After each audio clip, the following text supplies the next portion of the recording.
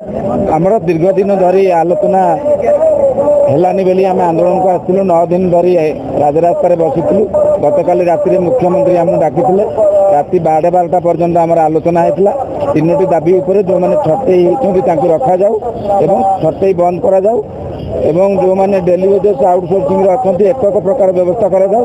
आ प्रमुख दाबी थिला समस्त स्थायी करा जाऊ। मुख्यमंत्री कहले मु निजे भी चाहूँ आपण मैंने स्थायी चाकरी करूँ कहीं एमती आउटसोर्सिंग रे केते वर्ष रही 10-15 वर्ष रही तेणु से विचार करुँच बहुत शीघ्र अन्य राज्य मानकर जो आम देती लेखा पढ़ी तार कौन गोटे निष्कर्ष बाहर करी तुरंत आम दाबी पूरण करेंगे प्रतिश्रुति देले। तेणु गणतंत्र भरोसा चली विश्वास चली आम माननीय मुख्यमंत्री आम सरकार आम लोकों सरकार तेणु आम विश्वास करवा निहाती दरकार। से विश्वास फल विश्वास करी आम आमर आंदोलन आज स्थगित रखू। सरकार भरोसा करवा उचित। सरकार आम डाकी मुख्यमंत्री निज आलोचना कले आम जब भरोसा न करी आंदोलन जारी रखू यहाँ आम खराब जिनस।